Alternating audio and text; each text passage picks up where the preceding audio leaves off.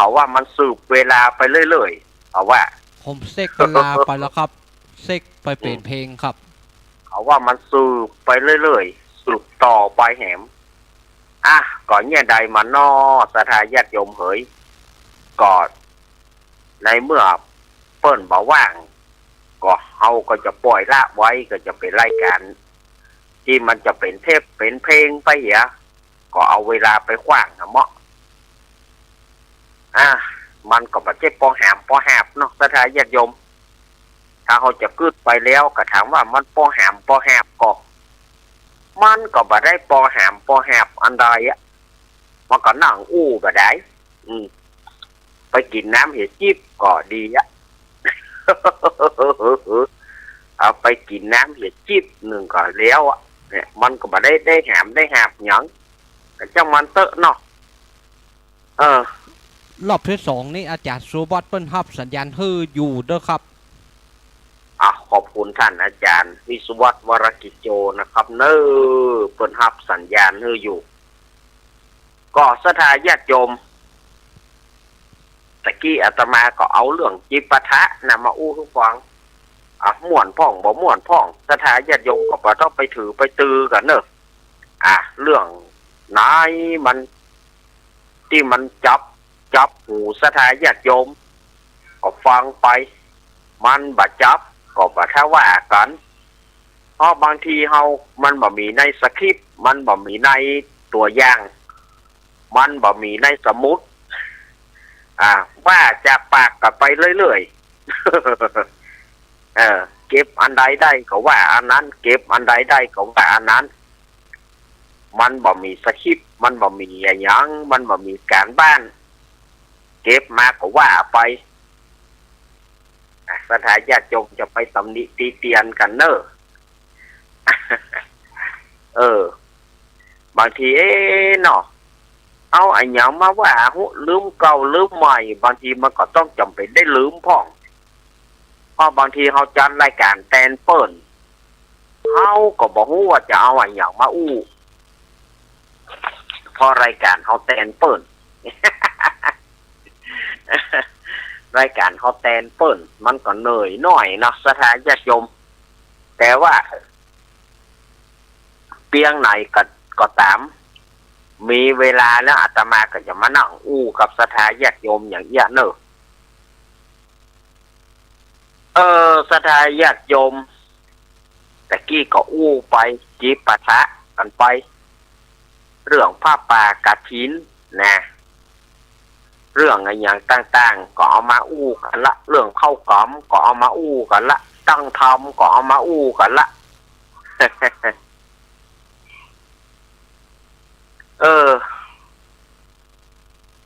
ตอนนี้บางที่ก็ยังมีงานสลากประปรายเนาะงานสลากกระพัดหรือว่างานกินสลากก็ยังมีประปรายแต่ปีนี้มันบัดนักเต่ากูปีเพราะเศรษฐกิจมันบัดดีอย่างที่อาตมาว่าไปนั่นนะเอาม่วงก็บ่มีราคาปลาลำไยก็บ่มีราคาสถาญาติโยมปีนี้ปีหนึ่ง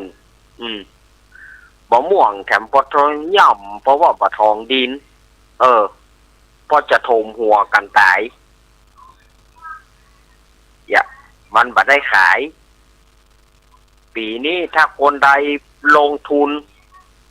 ลงทุนกับสารนักลงทุนเสี่ยงเงินนักนี่โอ้หวังจะได้คืนนี่ตึ้งบ่ได้คืน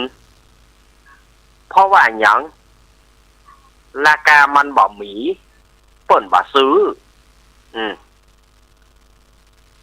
เมื่อเปิ้นบ่ซื้อก็อย่างใดก็จำเป็นได้ปล่อยให้มันหล่นไปตามยถากรรมของมัน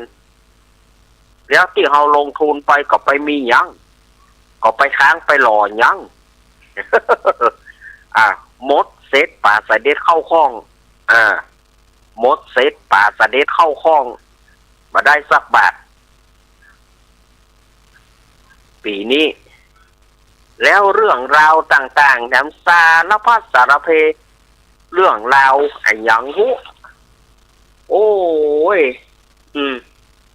สารพัดสารเพเรื่องราวต่าง ประจ้างว่าอย่างได้ปีนี้เนาะบอกว่ามันเกิดอะไรอย่างขึ้นในด้านใดก็บ่ให้เป็นท่าแต่ก็จะเหลือธรรมะเนี่ยศรัทธาญาติโยมเหลือธรรมะที่เผยแพร่ออกทางวิทยุอย่างเงี้ยนะถ้าเกิดว่าวันใดวันหนึ่งเปิ้นบ่ให้ออกธรรมะแถมนี่ศรัทธาญาติโยมก็หาสารณะที่เปิ้งอันใดบ่ได้แล้วเนอะสมมุตินะสมมุติว่าเปิ้นห้ามออกวิทยุเนอะรายการธรรมะห้ามเผยแพร่ตายละศรัทธาญาติโยมอันนี้ยิ่งกว่าเศรษฐกิจบ่ดีทีเดียวนะญาติโยมบ่มีที่เปิ้งละโอ้น่าใจหายแต่ก็ภาวนาให้รายการธรรมะทุกคลื่นนะไม่ใช่เฉพาะคลื่นสีขาวนะธรรมะทุกคลื่นขอจงอยู่กับคลื่นวิทยุของญาติโยมหน้าปัดวิทยุของญาติโยมไปตลอดถึงแม้ว่าจะมีเวลาพระสงฆ์องค์เจ้าจะมีเวลาแค่น้อยนิดก็ยังดีฝากธรรมะ5 นาทีกับ10 นาทีก็ได้ละขอรายการธรรมะเอาจะไปหายด้านนะอย่างเก่งก็คือมันติดรายการนี้สักถ้าได้เกินชั่วโมงก็ดีถ้าได้ชั่วโมงก็ดีโอ้ญาติโยมฟ้าเริ่มห้องเนอะตังเพนะแต่มันห้องไก่ๆหรอมันห้องไก่ๆขะลึ่ง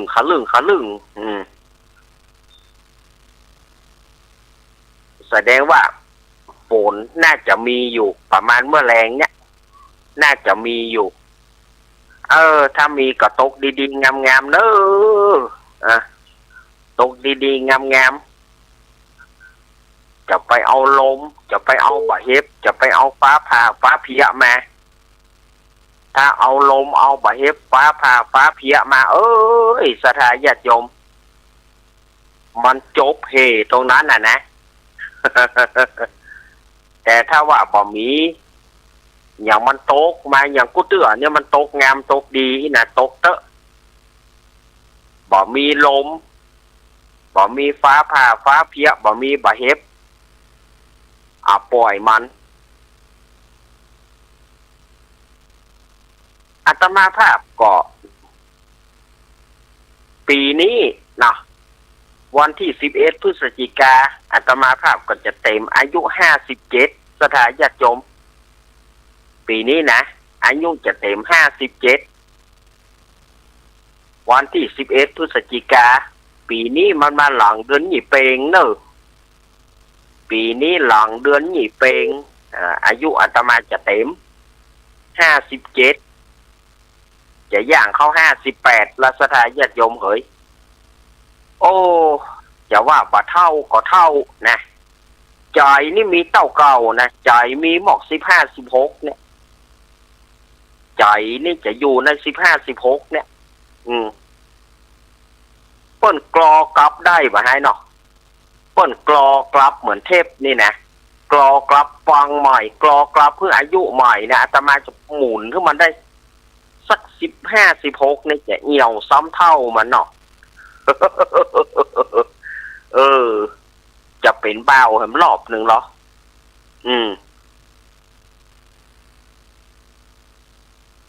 บางคนถามว่าแต่ท่านอาจารย์ตอนได้เป็นเบาก็เปิ้นกันเนี่ยตอนอายุถึงอายุ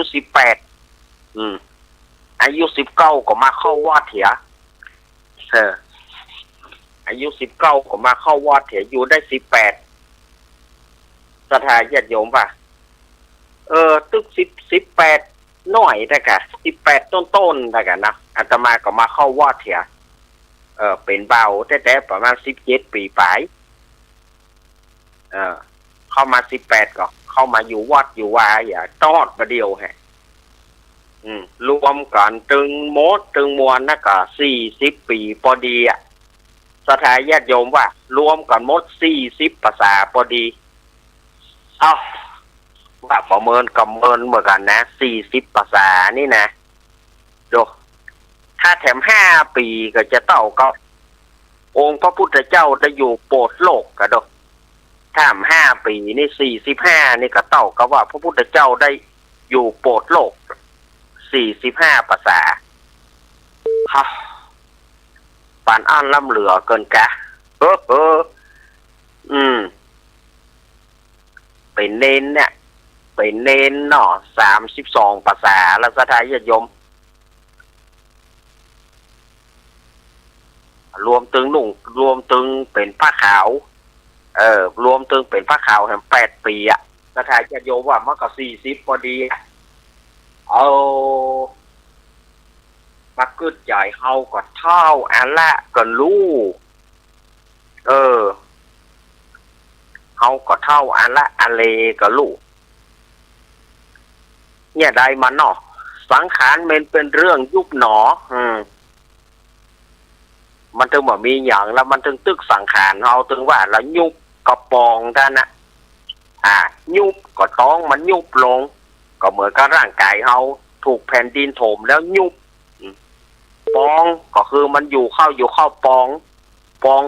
เข้ามากระแตกโตมปองเข้ามากระแตกโตมก็จบตึกไหนกับตึกห้านนะบางคนถามว่าอาจารย์จะเอาอายุเท่าใดมันต้องไปถามว่าอายุจะเอาอายุเท่าใดไพ่ก็คือคำตอบมาได้แต่ถ้าไปถามปุถุชนคนทั่วไปปุถุชนคนทั่วไปก็จะบอกว่าจะเอาเป็น100พวกนะจะเอาเป็น100 สาวพูดแต่ว่าถ้ามาคิดไปแล้วถ้าอยู่ก็เป็นพญาติอยู่ด้วยพญาติทรมานด้วยร่างกายทะลงพยาธิทะลงพญาติต่างๆมาให้บดีก็ไปเว้ยมาให้บดีก็ไปจะไปเพื่อได้เป็นตุกเขาจะไปเพื่อได้เป็นตุกลูกตุกหลานจะไปเพื่อเขาได้มาซักผ้าขี้มีผ้าเหี่ยวแต่นะสถานญาติโยมนะจะไปเพื่อเขาได้มาตุกซักผ้าขี้มีผ้าเหี่ยวเขาบ่ใจซักคือบ่ได้โลกปากเขาว่าได้จ้ะน่าจะซักคือก็เดียวรับหลังไปตายก็บ่ตายอยู่เฮ้ยมาขี้ใส่ผ้าใส่ครัวตายก็บ่ตายนอนประเดียวมันตึง100 ต่อ 100สถานญาติโยมต่อหน้านี่อูดีใหญ่แม่จะกินยังพ่อจะกินยังมาเอาผ้ามาน้องจะไปซักคือรับหลังไปตายก็บ่ตายนอนประเดียวมันตึงว่าฉะนั้นเขาจะบัดถ้าเป็นบาปเป็นกรรมเขาอยู่บ่ให้บ่ดีมันถึงเวลาไปก็ไปถ้ามันเป็นไปได้นะแต่อันนี้มันก็ขึ้นอยู่กับกรรมแห่งกรรมหนึ่งมันก็ขึ้นอยู่กับกรรมแห่งกรรมหนึ่งว่ากรรมนั่นน่ะมันจะอายุเท่าใดถึงจะไปเตื้อปะทุยบ่ฮู้จักไปซะเตื้อเนี่ยก็เพราะกรรมมันบ่เสี่ยงนั่นน่ะพ่อเขาอย่างมาไปหม้ออย่างมาไปหม้อสะพองให้บัดนั้นได้ยุกได้ยาบัดนั้นได้ยุกได้ยาก็มาตายให้กันอาตมาว่าบัดถ้าให้เขาไปอย่างดีละมันบ่ต้องเติกกันอย่างมันบ่ต้องเติกกันอย่างมันบ่ต้องได้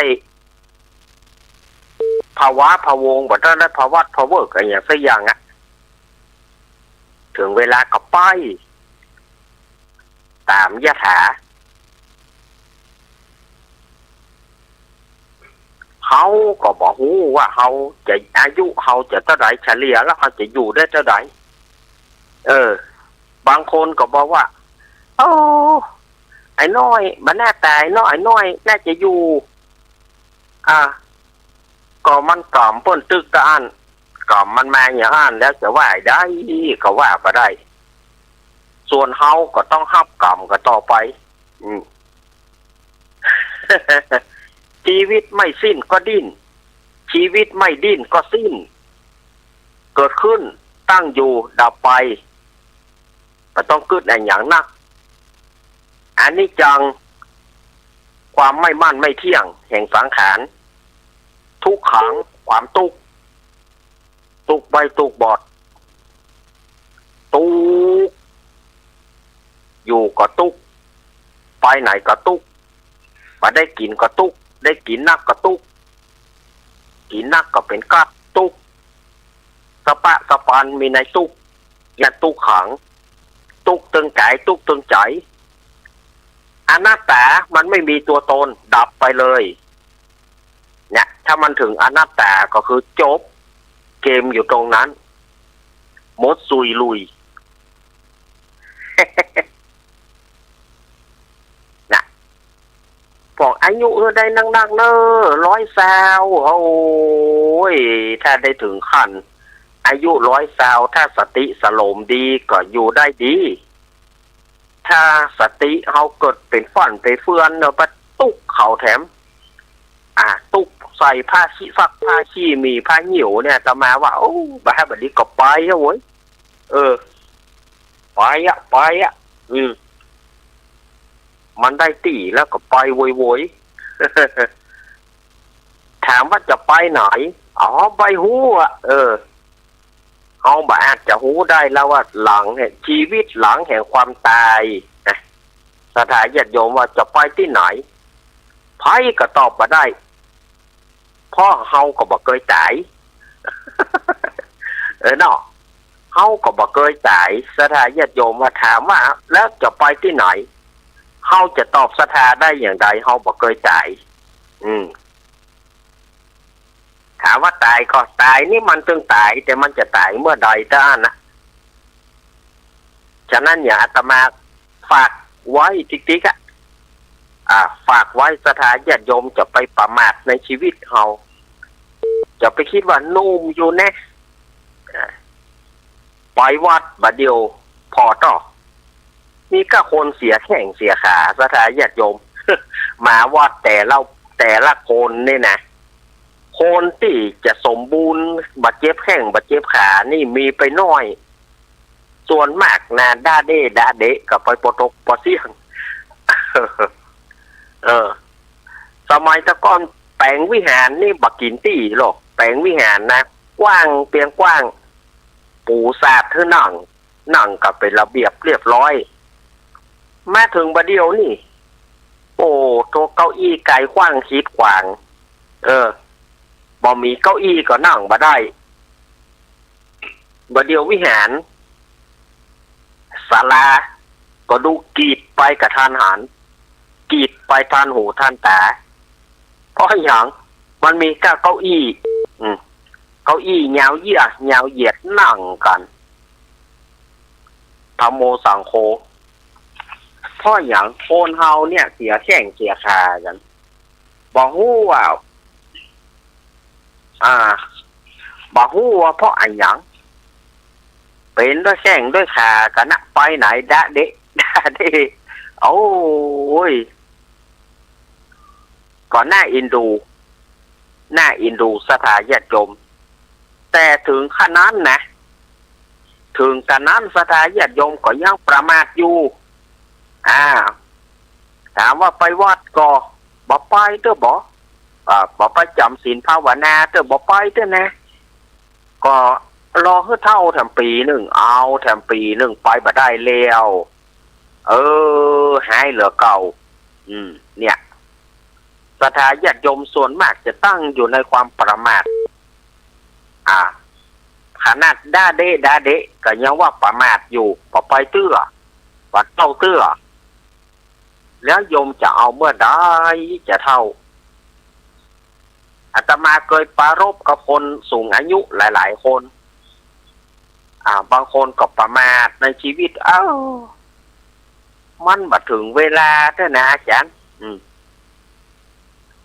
บางคนก็อู้ไปในสิ่งที่บ่ควรอู้ถ้ามีแม่ชีอยู่วัดนี่จะไปนอนกันนะ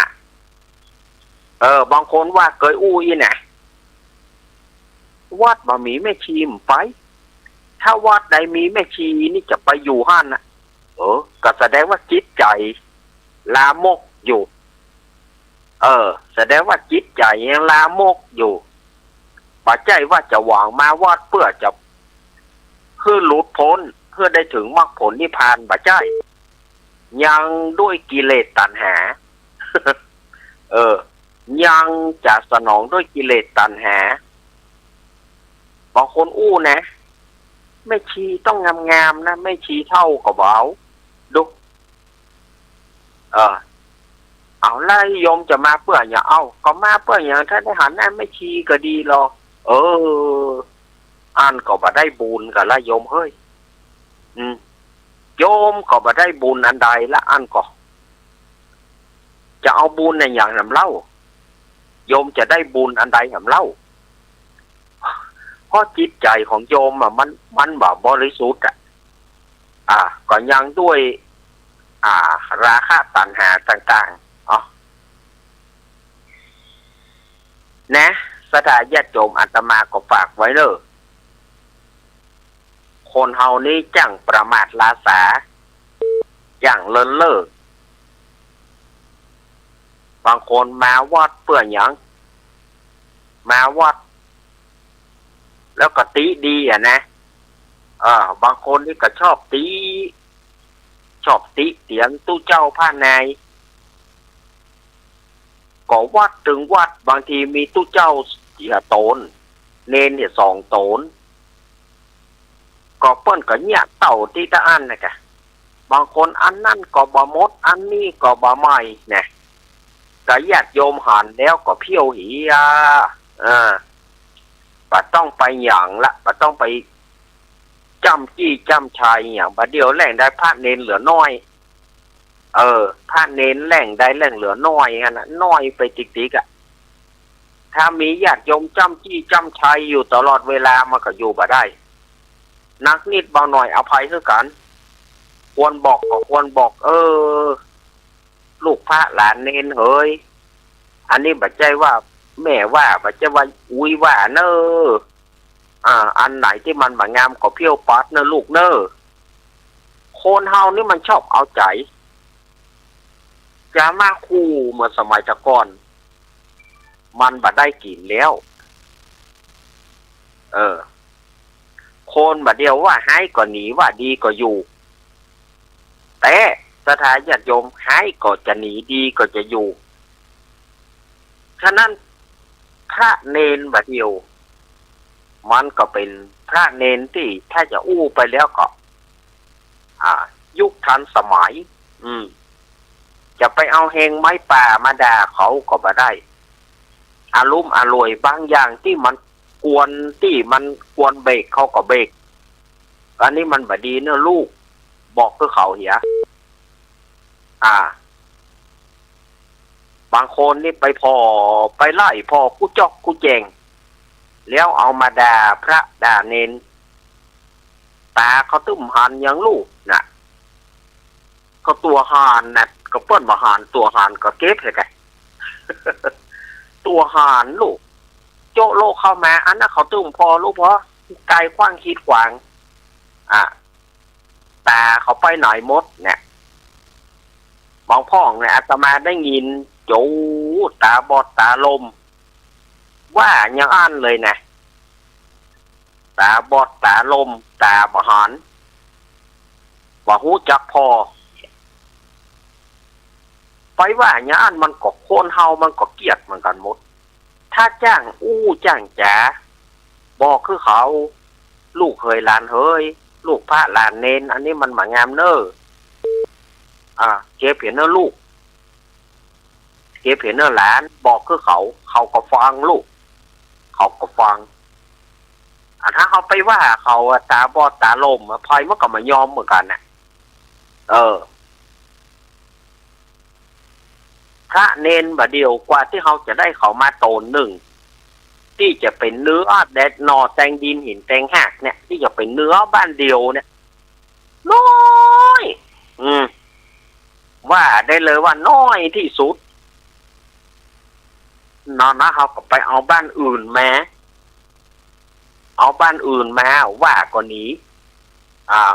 ว่าก็หนีดีก็อยู่กบฏมันจะไปมันก็จะไปเจ้บ้านมันหรอก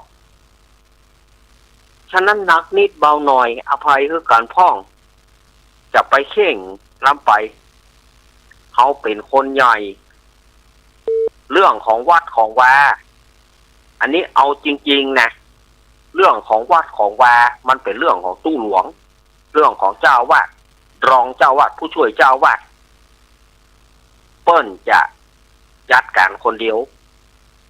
บาดีอย่างใดมันก็อยู่ในภายในนะเปิ้นจะจัดการคนเดียวญาติโยมบ่ต้องไปจำจี้จำชัยเรื่องของนายวัดมันผิดผวนอันใดเจ้าวาดรองเจ้าวาดผู้ช่วยเจ้าวาดอันเปิ้นจะตั้งไว้ยี่หยังเปิ้นจะตั้งไว้ยี่หยังเปิ้นมีไฟของเปิ้นโดยตรงผิดอันใดเปิ้นก็แก้ไขลูกเปิ้นเหมือนลูกเปิ้นเหมือนถ้าเปิ้นไปด่าลูกเขาของบ้านเขาพอใจก็เขาก็พอใจว่ามาด่าลูกเปิ้นของบ้านของจองเหมือนกับ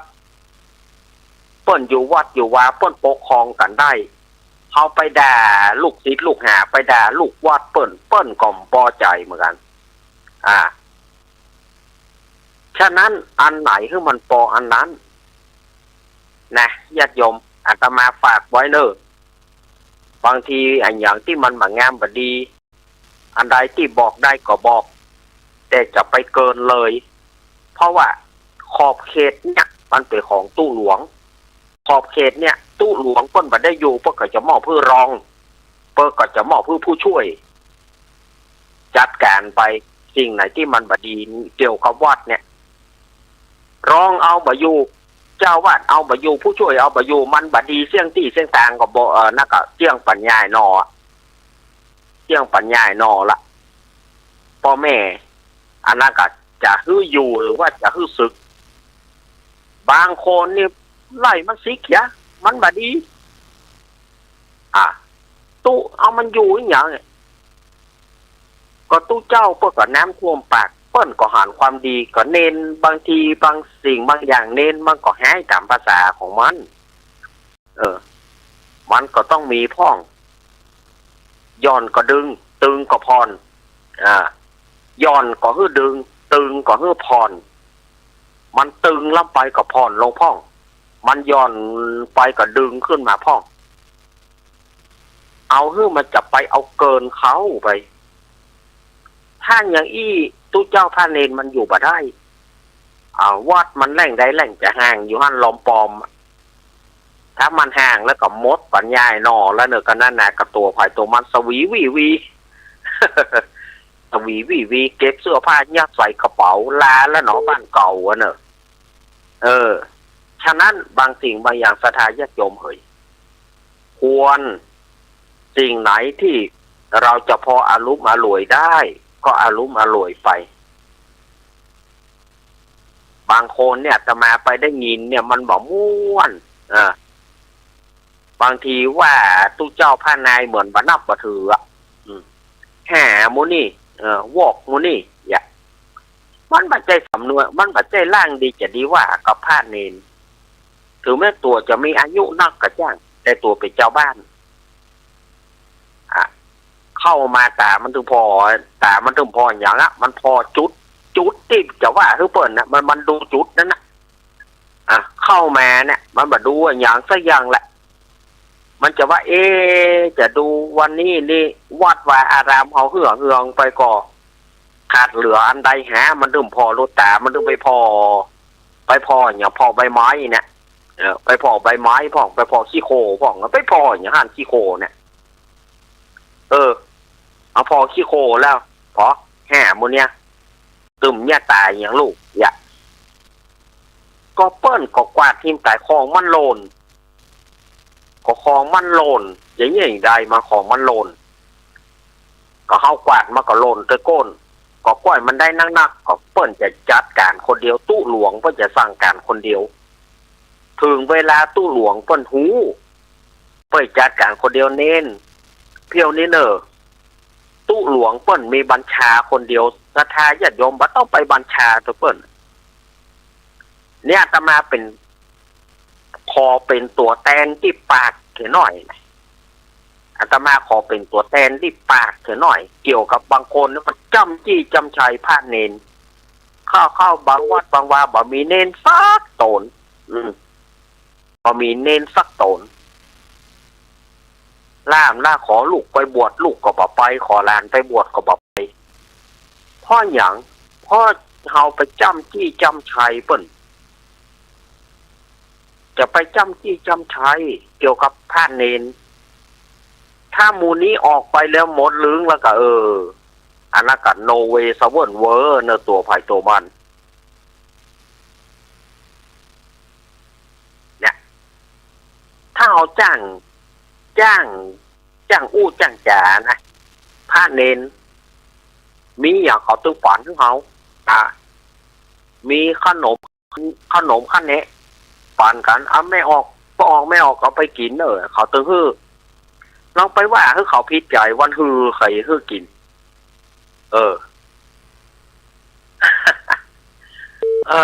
เนาะบางสิ่งบางอย่างสถานญาติโยมจะไปจำจี้จำชัยเยอะเกินไปวัดวาบะเดียวมันแรงได้แรงน้อยแล้วก็ตั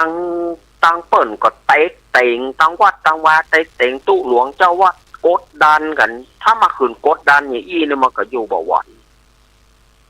สถานญาติโยมฉะนั้นบางสิ่งบางอย่างอันใดที่ขอให้เป็นเรื่องของตู้หลวงขอให้เป็นเรื่องของตู้เจ้ารองถ้าตู้รองบ่มีก็เนนใหญ่มีก็ให้เนนใหญ่เปิ้นจัดการไปหรือว่าผู้ช่วยเจ้าวาดเปิ้นมีก็ให้ผู้ช่วยเปิ้นจัดการไปรองเจ้าวาดผู้ช่วยเจ้าวาดเปิ้นจัดการไปเขาบ่ต้องไปอย่างก็เปิ้นละเพราะว่าเขาเป็นข้าฤหัสถ์เป็นคารวาสถ์เป็นเจ้าบ้านบางวัดบางวาอยู่บ่ได้ต้องหนีออกไปพอวัดหนีเอาตู้เจ้าพระนายหนีออกไปแต่ไปเสาะตู้เจ้าไปเสาะหาตู้เจ้าคันใดตู้เจ้ามาอยู่ต่อไปบ่ฮื้อมีแล้วนะท่านต่อไปบ่ฮื้อมีประวัติดังพ้อยพอปามาแย่มปากทำละมีอย่างเก่าตู้เจ้าตัวนักก็เปิดแถมไปซ่อหาแถมต่อไปบ่มีแล้วนะท่านบ่มีละเข้าไปแจ้งเหมือนไฟใส่เหมือนน้ำต่อไปจะให้แจ้งเหมือนไฟจะให้ใส่เหมือนน้ำต่อไปนี่บ่มีละขอท่านไปอยู่นิมนต์ท่านไปอยู่เเปิ้นเอ็นพอเปิ้นไปอยู่9 มื้อ10 วันหรือว่าเดือนปีหนึ่งเอาละมีปัญหาละเดือดร้อนบางทีก็ตู้ยังมาสั่งสอนเนนป้องเนนเนี่ยง่ายยังวอกก็เปิ้นพออยู่แล้วลูกศิษย์ของเปิ้นดีบ่ดีเปิ้นพอในสายตาของเปิ้นตลอดมันบ่ดีอย่างใดเปิ้นจะจัดการคนเดียวเจ้าบ้านบ่ต้องไปออกปากเจ้าบ้านบ่ต้องไปยุ่งบ่ต้องไปจ้ำจี้จ้ำชัยมันเป็นเรื่องของเปิ้นอย่างที่อาตมาว่านะเปิ้นตั้งตู้หลวงตั้งรองตั้งผู้ช่วยไว้ก็ให้เป็นหน้าที่ของท่านหมู่นี้ท่านเหล่านี้ท่านเหล่านี้เปิ้นจะจัดการคนเดียวเปิ้นจะอู้คนเดียวเปิ้นต้องมีการประชุมกันก็เรียกว่าให้มีการประชุมกันเนืองนิดถึงเวลาเปิ้นจะประชุมพระสงฆ์องค์เนนเปิ้นสวดแล้ววันตาน้อยแล้วขอประชุมเน้อท่านขอประชุมเน้อเนนประชุมเนนสิ่งนี้มันบ่เหมาะเน้อมันสิ่งนี้มันบ่ควรเน้อตู้หลวงเปิ้นจะชี้แจงคนเดียวรองไปชี้แจงคนเดียวผู้ช่วยไปชี้แจงคนเดียวญาติโยมเป็นเจ้าบ้านเป็นผู้ที่ทำหน้าที่สันนิบาตการเข้าก่อให้เป็นหน้าที่ของญาติโยมอุปถัมภ์อุปถากสันนิบาตการเข้าเราต้องไปจ้ำจี้จ้ำชัยกับตู้เจ้าพระนายกัน บางคนนี่แต่มันพอเลิกกันอย่างกับไปก้มพอตั้งจะจับผิดอ่ะก้มก็จะจับผิดอันนี้มันอยู่บ่ได้มันอยู่บ่ได้ญาติโยมมันอยู่บ่ได้100 ต่อ 100ปันต่อปันมันอยู่บ่ได้แต่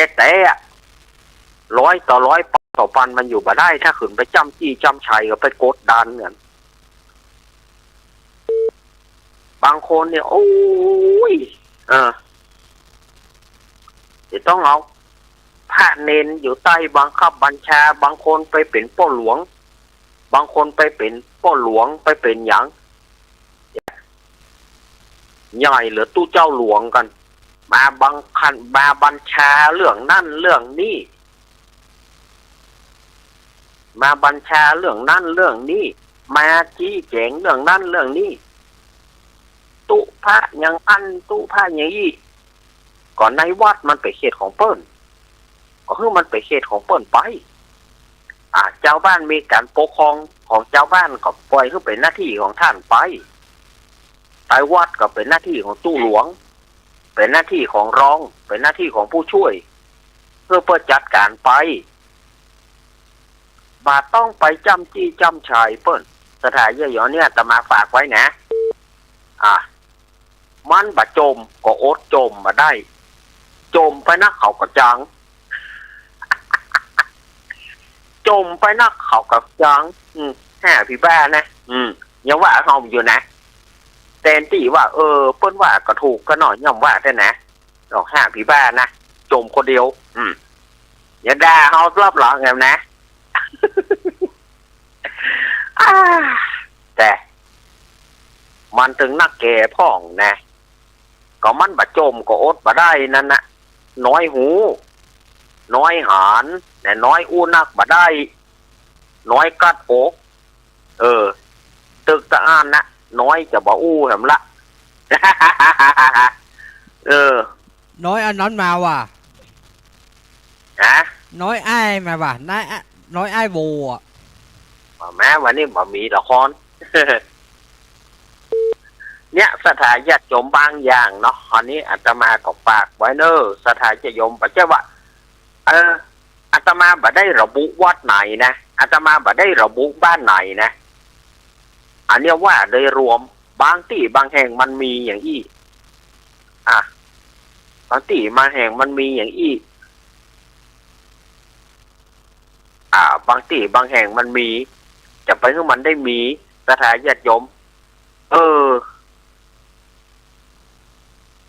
อันไหนที่มันอารมณ์อร่วยกันไปได้บางสิ่งบางอย่างบางทีวัดว่าบะเดียวบุคลากรมันบะนักญาติโยมไปวัดบะได้ญาติโยมก็ช่วยกันเพี้ยวพ่องช่วยกันเพี้ยวพัดปัดกวาดพ่องจะไปปล่อยให้พระเนนบะเดียวมันก็น้อยมันบะแปะบางทีได้เวลาไปกุมบาตรเนี่ยขวายใบโยมก็นำละควายเจ้าก็เจ้าจะไม่ได้ของกินยังเนี่ยบึดก็ควายบึดก็เจ้าเฮาบัดเจ๊กะกำหนดเวลาได้สถานใจบัดเจ้าว่าการเฮามีห้อมเดียวบางทีลูกเจ้ามาการกว่าที่เฮาจะเพี้ยวพัดปัดกว่าที่จะอันอย่างเลี้ยวหมดแล้วมันบัดใจว่าสะเล็กสะหน่อยกว่าที่มันจะได้เวลาควรอารุมาโรยพ่องบางคนนะกินไปแล้วมามีอย่างเนอะไปทางหน้าปุ้นดอกจะว่านิมนต์ไปทางหน้าก่อนเตอร์ท่านย่อมว่าด้วยนะไปทางหน้าปุ้นเนี่ยบันับถือกันเลยพอแล้วเนาะจมซะอีกก็พอละเดี๋ยวข่อยจองหัวข่อยจองหัวเปิดสายแถมรอบหนึ่งเนาะเผื่อว่าญาติโยมเปิดจะโทรเข้ามาบอกเราเปิดให้อู้ให้จ๋าแต่ตอนนี้ก็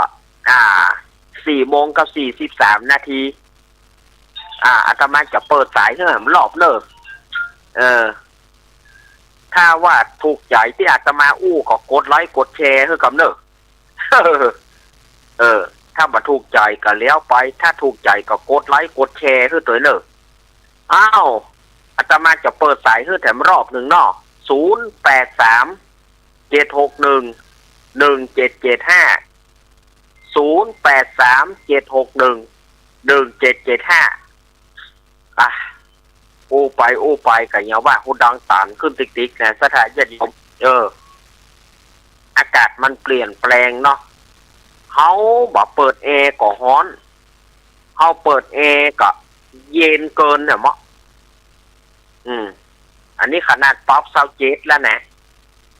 ขนาดว่าป๊อป27องศานะ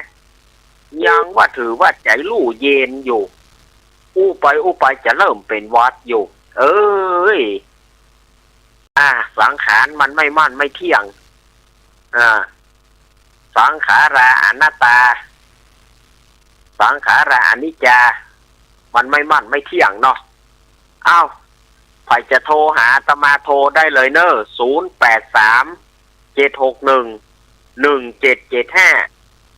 0837611775โทรเข้ามาเนอะสายนี้จะตั้งได้เจริญปอนเจ้าภาษาเจ้าลุงเองภาษาเนอะแม่พี่สมัยเจ้าบุญยวาดบ่มีนะเจ้าเนี่ยวัดบุญยวาดบ่มีเจ้าอันนี้แม่ซุ่มโทรเนาะก็แม่ฟังที่วัดไฟหินนะวัดไฟหินฟังทางโทรศัพท์ฟัง YouTube เนาะเจ้าโลฟังที่เจ้ามาแล้วก็มันหล่นมาเปิดวิดีโอคอลรูปแบบนี้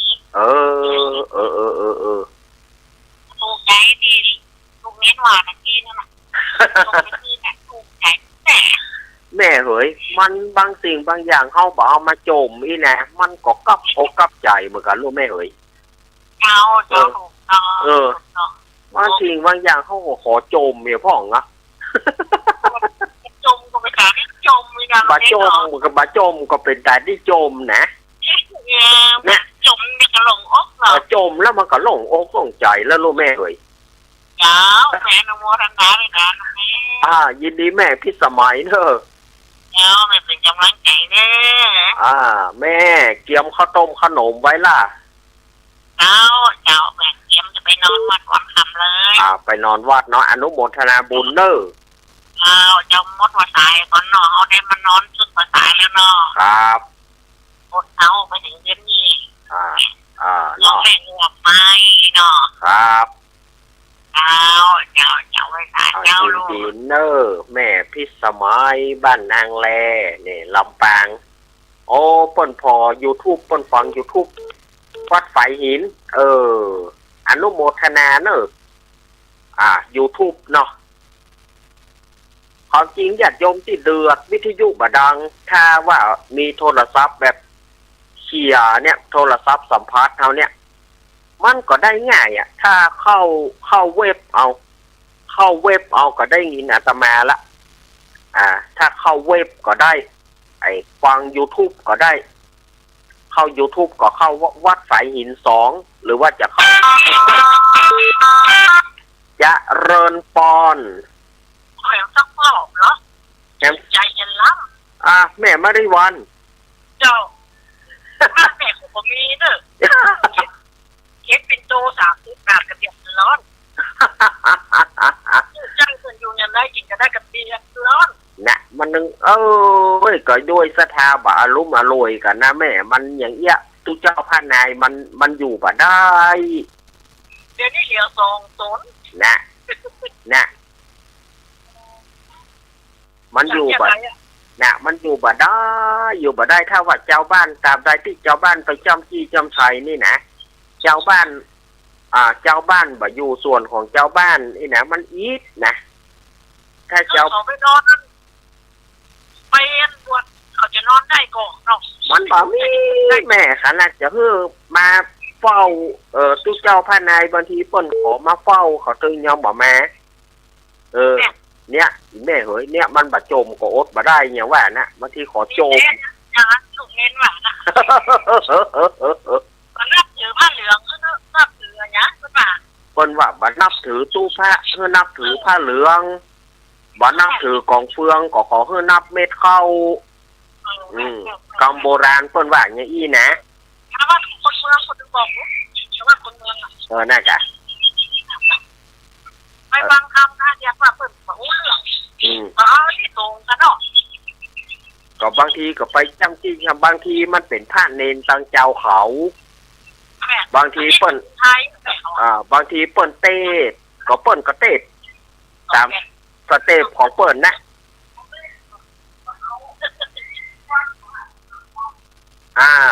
เนาะยินดีแม่เนอยินดีเนอเจ้า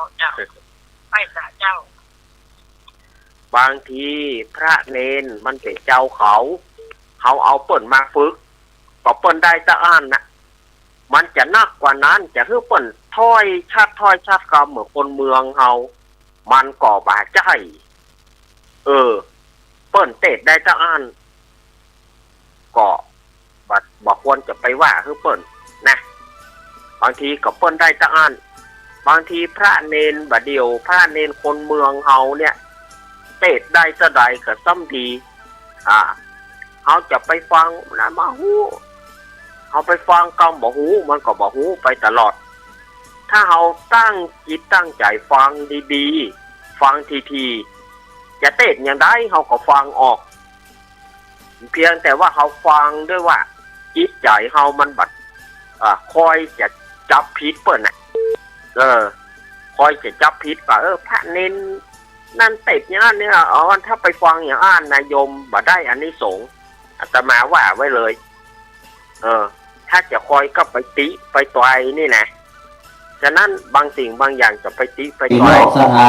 เปิ้นทำได้แค่นั้นก็ควรว่าอนุโมทนาแล้วเปิ้นทำได้โมอี้มันได้ตึกแต่ยะมันนักกว่านี้มันก็ดุมเนาะประเดี๋ยวนี่นะจะไปว่านะวัดว่าอารามมันแหล่งได้แหล่งจะมามีคนนะก็มันบ่มีแล้วก็อย่างว่านั่นอีไปเสาะหาคนมานอนวัดทำละ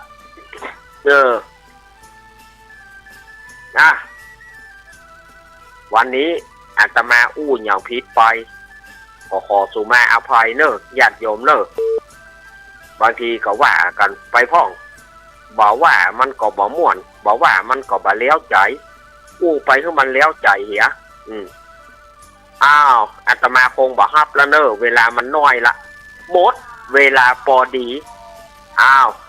ตาเนนก็ท่าอยู่ในวิหารปุ้นอาตมาก็จะได้ไปสวดมนต์ทำวัดเย็นอยู่จากนี้ไปอาตมาก็จะจรจากเข้าพระวิพระธาตุดอยน้อยสุดท้ายวัดพระธาตุดอยน้อยวันที่8 ตุลาคมตั้งแต่เวลาเจ้าไปต้นไปอันนี้ก็ฝากข่าวหลวงพ่อพระเดชพระคุณหลวงพ่อสาธุกิจจานันท์เจ้าคณะอำเภอดอยหล่อแล้วก็ตุลุงยองตุลุงนันชัยวัฒน์นาคเสโนเพิ่นก็เจิญบอกเจิญจวนกันไปเจ้าก็ไปฉันไปกินข้าวต้มก่อนพระสงฆ์องค์เจ้าก็ไปฉันเข้ายาคูก่อนแล้วก็ถึงเวลาก็จะได้ทำบุญตักบาตรเทโวกันอาตมาลาไว้ก่อนสุขได้ล้ำทำได้เลิศพรได้ประเสริฐจงบังเกิดแก่คณะสัตยาติโยมทุกผู้ทุกคนจัตตารโอธรรมาวัฏันตุอายุวโนสุขังปะลัง